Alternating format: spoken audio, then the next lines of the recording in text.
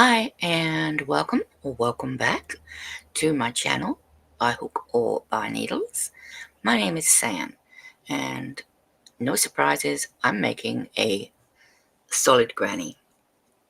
Now the thing with a solid granny is just like a normal granny stitch in the sense that you can do this any number of rows you wish, you can do this any number of colors you wish, you can use variegated, you can use solid, you can use whatever you like. You know, you can use a 4-weight, a 3-weight, you could use a fingering, 8-ply, a DK, whatever you want to call them.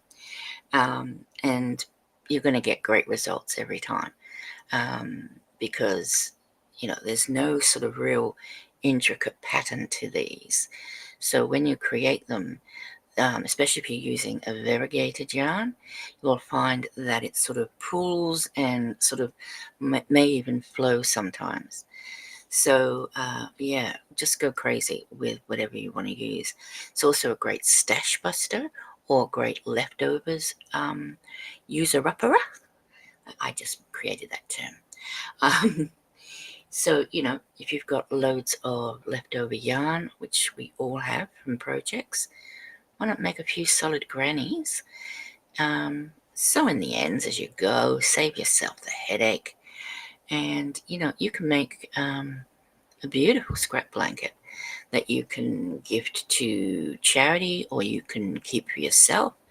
Yeah, it's really endless what you can do with a solid granny. Now, I never actually learnt a solid granny as in followed any pattern. I just picked up my hook and my yarn and I started making it, and I realized that I'm getting the needle out of the way. I don't need my needles right now. And started doing it, and what I found was it was becoming very ruffly, and I realized it was because there's too many stitches. So in my corners I have 2 double crochet, 2 chain, 2 double crochet. I don't know what is normal for a solid granny, yeah, but to use the phrase that every content crochet creator probably has used at some point, what I do is, or what I did was, yeah, we all love to do our own thing, and that's great. And you can do your own thing with this as well. If you find that it's too tight across here and you need more stitches, then go ahead and put 3 double crochet, 2 chain, 3 double crochet.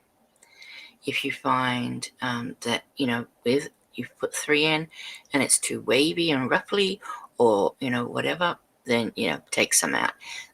Just play around with it and see how you go, because it can sort of be a bit tricky. Now, I will get you to have a look at this and see if you can tell where I started. And can you see? I think it's here. But you really cannot see it. And that is one of the things I'm going to show you today, how to get this solid granny square. And you can use this for your normal granny squares as well. This technique of not really having the beginning of the row that noticeable. Okay, so let's get started. I'll put away my square, pick up my 4mm hook and my 8-ply or DK weight yarn, and I'm going to make a magic ring. Oops, let's try that again. I'm going to make a magic ring. Okay, and I might have to use some lighter yarn, excuse me for a moment. This might be a little bit better and easier to see. I was just worried that the other one wasn't going to be very easy to see. Okay, so we start as normal. Now, Normally when you were doing a granny square, you would start with a chain of 3. Excuse the band-aid. I'm not going to start that way. What I'm going to do is I'm going to start with the standing double crochet.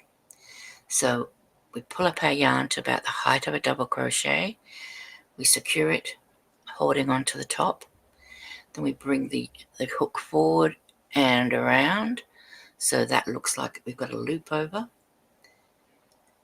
And then we go into the ring, grab some yarn, and then we're going to pull through 2, let go, and pull through 2. Now we have a standing double crochet. And it doesn't look like a chain. It's not really thick like stacked single crochets might be. It really is very similar to a normal DK. And I'm just going to work 4 clusters of 3. 1, 2, 3. And then I'm going to do 2 chain. This is just how you would start any normal granny square. 1, 2.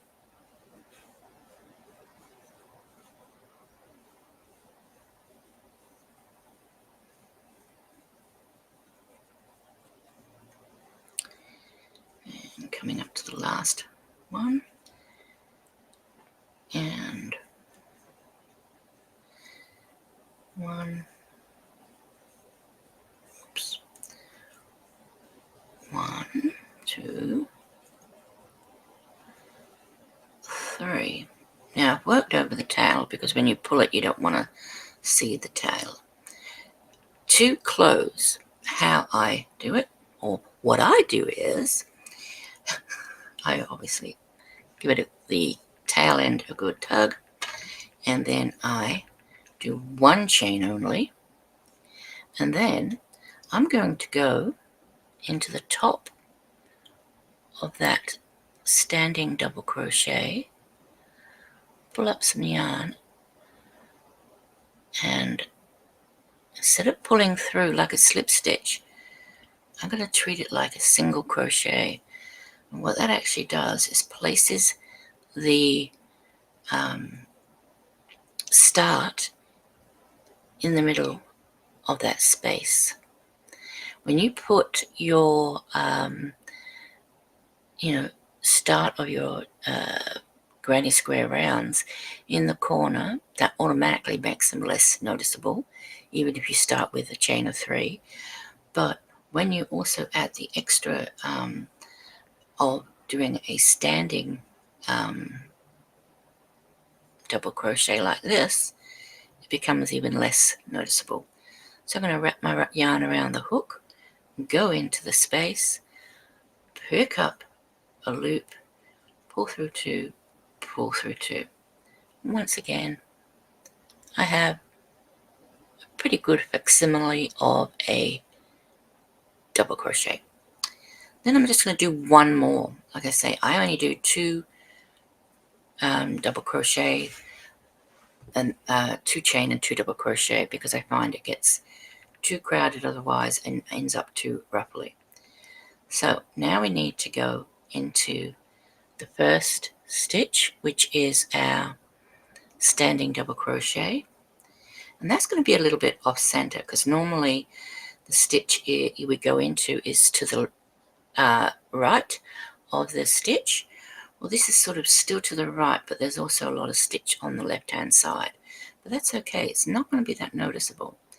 So I'm just going into the top of each of those 3 double crochet that I formed in the first round. And you'll note that I'm not putting up any row by rows because it's very, this is very simple. We've all done granny squares before, and I think just sort of watching is probably the best way to really get this.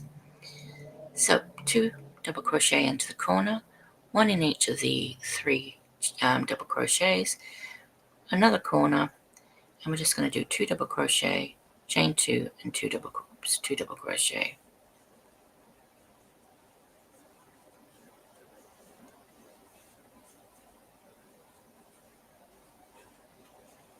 And then 2 double crochet. Now here we come again, and we're going to work into 1, 2, 3. See those 3 gaps? That's the top of the stitches. So I'm just going to work into the top of the next 3 double crochets with a double crochet.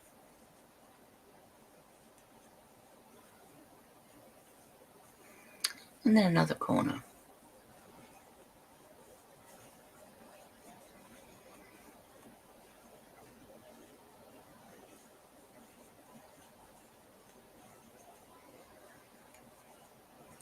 And then here we are again on the side.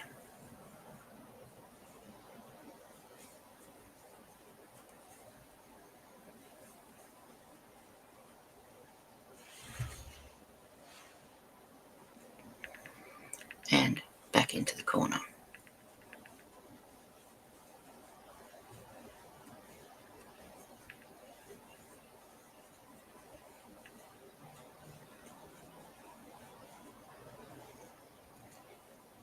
And then our last 3 along the side.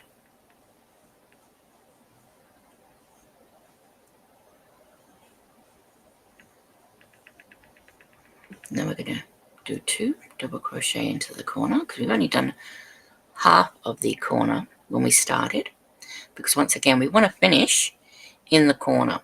So we're always going to start by doing half of the corner.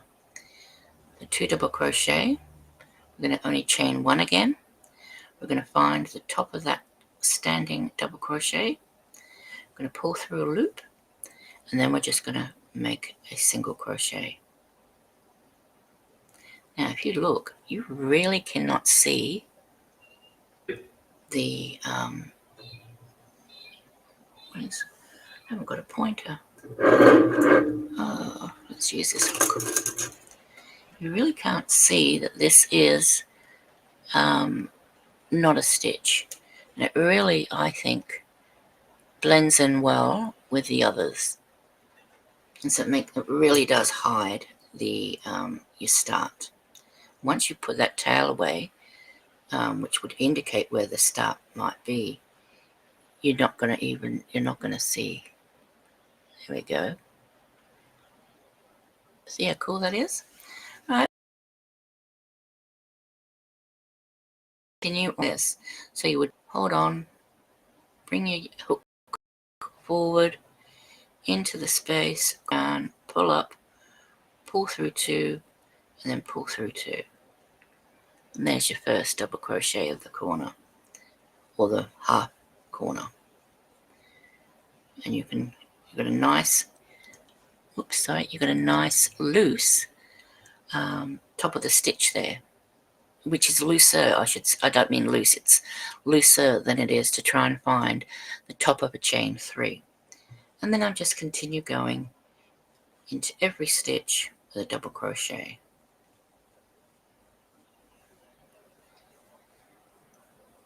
And it really does just keep growing so easily, so well, and it really looks, I think, perfect. You can do so many different things with it. You can vary it in so many ways. I prefer, probably if I'm using a variegated, to use a longer color change, not an ombre type of color change, but a longer color change where you might get half a square, or one side is one color, not one which changes every couple of stitches. I think that might be too busy. I don't know for this. Those ones that change every few stitches when you crochet are really, I think, more for knitting, because the knit stitches are so much smaller, so it travels a lot further. That's just my opinion, of course. Okay, so we just keep going with our solid granny square. Now, if you want to continue, you can make it as big or as small as you like. Now, I will say this. You might have noticed I have not turned my work at the beginning or the end of every row. And that's because I don't find that I don't need to do that. I don't know why my granny squares don't go sort of wonky. I know some people have a lot of trouble with that. I don't know whether it's a tension thing or whether it's because I start in the corner or what it is. But I do know that I'm lucky I don't get that wonkiness. And so that's why I don't turn. And I like to have the right side and a wrong side. That's just my preference once again. If you need to turn your work because you do get a wonky square and you find that flipping, you're turning your work helps, then do that. Once again, I'm not here to tell you you must do things a certain way. The only time you must do things a certain way is if it's, you're increasing or decreasing or whatever. It's a little harder then to sort of play around and not do what the instructions say. But when it comes to something like this, you can just really do whatever you're comfortable with. Well, I'm going to leave it there. Yes, I know I haven't completed it, but that's fine. We've got this pretty one here to look at. And once again, I can't find the beginning. Is it there? Might be that one. I think it's that one. But then that, I don't know. Was it that one? Could be that one. It's no, is it this one? Aha, it's this one. Okay. So yeah, you can find it if you really look, but when you're looking at it from a distance, it's really hard to notice. Anyway, thank you for watching. If you like the way I did my solid grannies, please give me a thumb. If you've got any questions or problems or comments you'd like to make, please do so in the comments section. And until next time, I'm going to say bye for now.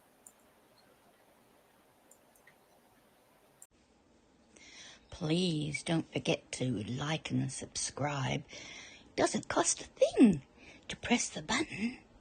Thanks.